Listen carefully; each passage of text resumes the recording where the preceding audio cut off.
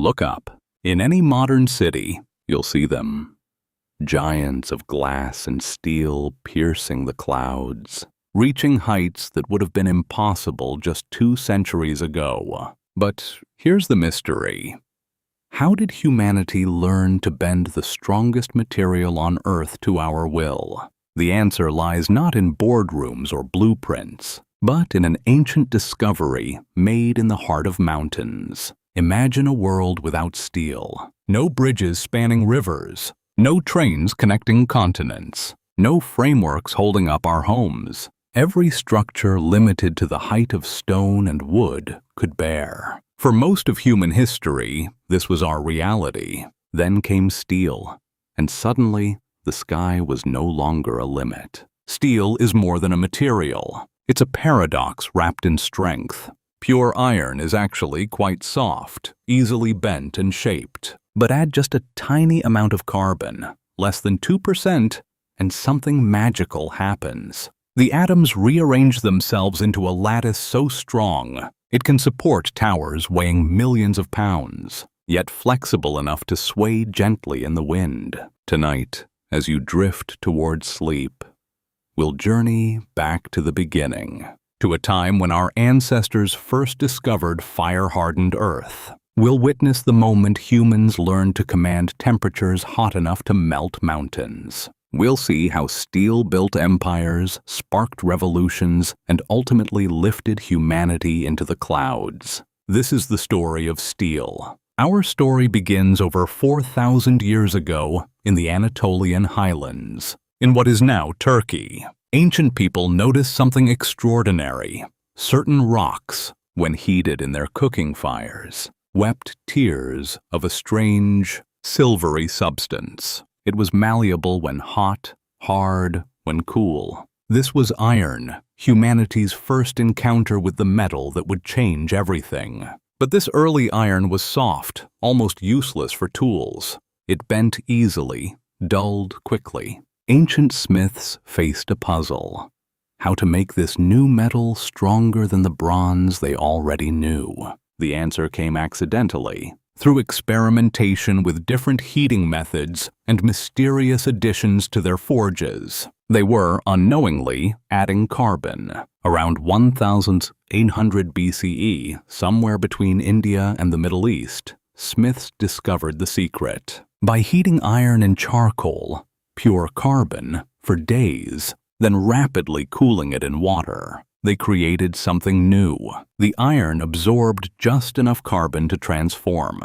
It became hard, held an edge, yet didn't shatter. They had created steel, though they didn't yet have a name for it. Word of this remarkable material spread slowly along ancient trade routes. In Damascus, Syria, smiths perfected a technique creating steel with visible wavy patterns.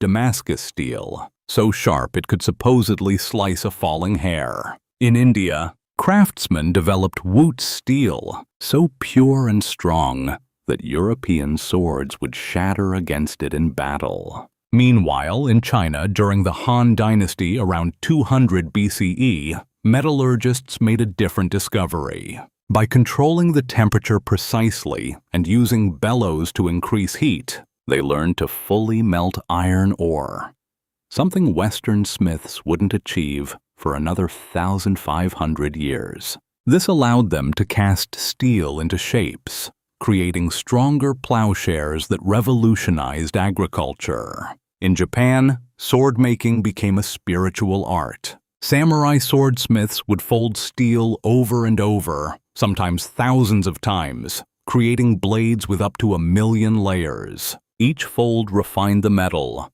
removing impurities, aligning the crystal structure. The resulting katana wasn't just a weapon, it was considered to hold the soul of the warrior. By the Middle Ages, steel had become synonymous with power. Knights in steel armor, wielding steel swords, became the ultimate warriors.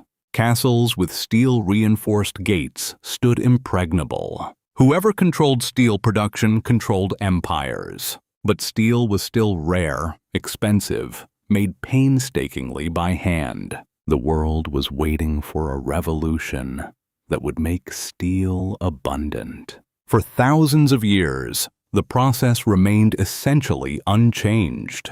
A smith, a forge, patience, and skill. A single sword might take weeks to complete, a knight's armor, months. The world ran on human muscle and animal power, with only rare pieces of steel holding it together. But in the hills of England, change was brewing.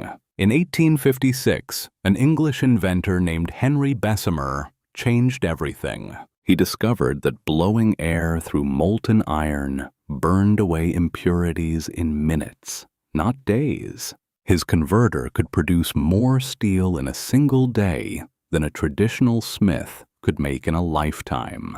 Suddenly, steel wasn't precious. It was abundant. The Industrial Revolution had found its backbone. The numbers tell the story. In 1860, Britain produced about 20,000 tons of steel per year. By 1880, after Bessemer's invention, that number had exploded to over 1.3 million tons. Steel prices plummeted. What was once affordable only to kings now became available to common people. The age of steel had truly begun. Steel railways began stitching the world together. In 1830, there were barely 100 miles of railway in the entire world. By 1900, over 600,000 miles of steel tracks crisscrossed continents. Goods that once took months to transport now moved in days. People who never ventured beyond their village could now travel across countries. Steel was shrinking the world. In 1883, the Brooklyn Bridge opened in New York, the first major bridge to use steel cables instead of iron chains. It spanned 1,600 feet, nearly twice the length of any previous bridge. Engineer John Roebling had proven that steel could do what was thought impossible, safely suspend thousands of tons over water. Other engineers took note. The era of impossible structures had begun. But why is steel so strong? The answer lies in its atomic structure. Pure iron atoms arrange themselves in neat rows, but these rows can slide past each other easily. That's why iron is soft. Carbon atoms are smaller. When they wedge between iron atoms, they act like tiny locks, preventing the rows from sliding. Just 1% carbon creates billions of these microscopic locks throughout the metal. Strength alone isn't enough. Steel also needs flexibility. A rigid skyscraper would crack in the wind like glass. But steel can bend without breaking, absorbing energy from earthquakes, wind, and shifting weight. It has what engineers call elastic deformation, the ability to return to its original shape after stress.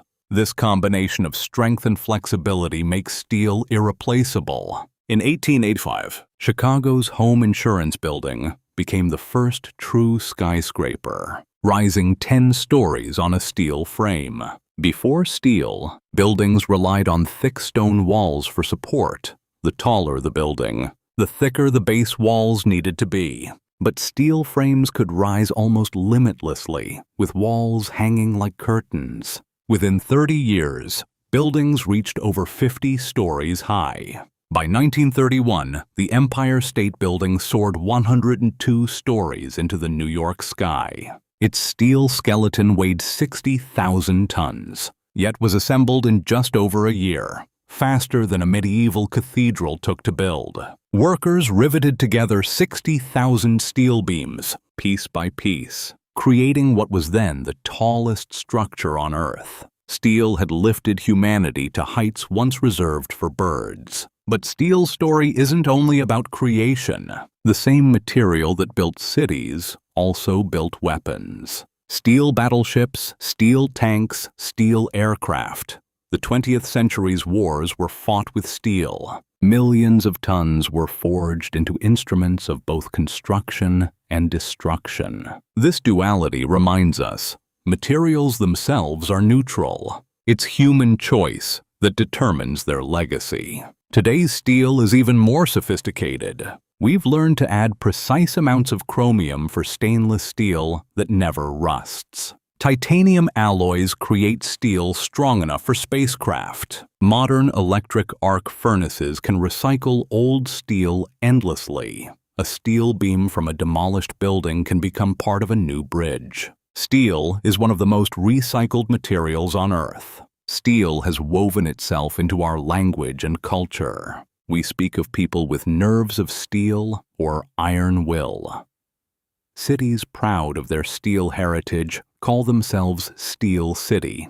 Pittsburgh, Sheffield, Essen. The term blue collar originated from workers in steel mills wearing blue shirts to hide the dirt. Steel became synonymous with strength, reliability, and honest work. Entire cities rose around steel production. Pittsburgh's mills lit the night sky with their forge fires, earning it the nickname Hell with the Lid Off. Yet those same fires brought prosperity, jobs, and immigrant communities who built new lives around steel. These cities became melting pots in every sense. Cultures blended just as metals did in the furnaces. Artists discovered steel too. Sculptors like Richard Serra create massive steel walls that curve and lean, transforming industrial material into emotional experiences. The Eiffel Tower, initially criticized as an eyesore, became Paris's beloved symbol, proof that steel could be beautiful, not just functional. Steel bridges like San Francisco's Golden Gate became architectural poetry. Look around your world. Steel is everywhere, often invisible. It's in the springs of your mattress, the frame of your car, the reinforcement bars hidden in concrete walls. Every elevator ride, every skyscraper floor, every bridge crossing, steel supports you. Modern life as we know it would be impossible without this alloy of iron and carbon. Yet this story has shadows. Steel production accounts for about 8% of global carbon emissions. Each ton of steel releases roughly 2 tons of carbon dioxide into our atmosphere. As humanity built upward with steel, we also heated our planet. The same furnaces that created civilization's backbone now challenge its future. We must find cleaner ways forward. Hope arrives in innovation.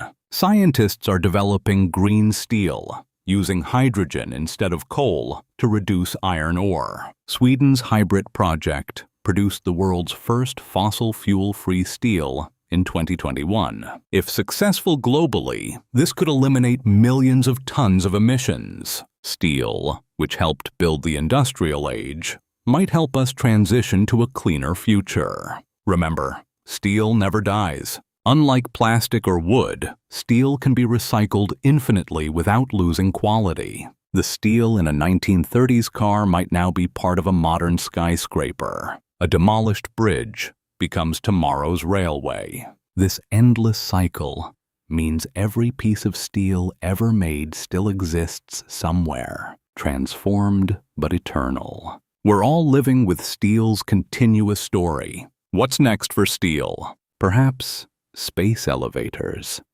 connecting Earth to orbit with steel cables stronger than anything we've built. Maybe underwater cities, their frameworks holding back ocean pressure, or structures we can't yet imagine.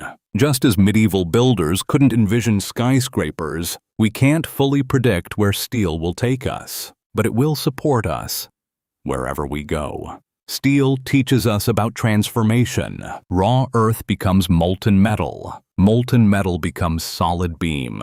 Solid beam becomes soaring tower. Nothing stays the same. Everything transforms into something greater. This is steel's lesson. Strength comes not from resisting change, but from embracing it, from accepting heat, pressure, and reshaping into new forms. Steel also teaches about collaboration. Iron alone is weak. Carbon alone is brittle. But together, they create something stronger than either could be alone. Just as atoms unite to form steel, humans unite to build civilizations. The skyscrapers around us aren't monuments to individual genius. They're testaments to thousands working together. each contribution essential. Perhaps steel's greatest lesson is about support. Steel beams hold up buildings, but remain hidden within walls. They bear enormous weight, yet seek no recognition. True strength, steel whispers, isn't about standing alone in glory. It's about holding others up, staying strong under pressure, supporting dreams that rise above you. This is the quiet nobility of steel. As you settle into sleep tonight, remember the steel that surrounds you, in your building's frame, in the springs beneath you, in bridges you've crossed. Remember the miners who extracted ore from mountains, the workers who tended fierce furnaces, the engineers who calculated every beam. Every piece of steel carries the story of human ingenuity and labor. Tomorrow, when you wake and step into your world, you'll see steel differently. Not just as cold metal, but as connection, connecting floors and buildings, connecting cities with bridges, connecting generations through recyclable strength. Steel connects us all, holding our shared world together. And now, you're part of its story. Sleep well, knowing you're held by the strength that built civilizations. From ancient forges to tomorrow's innovations, steel has carried humanity forward, and it will continue, transformed and recycled, supporting new dreams and new dreamers. The story of steel is still being written. May your dreams be as strong and enduring. Good night.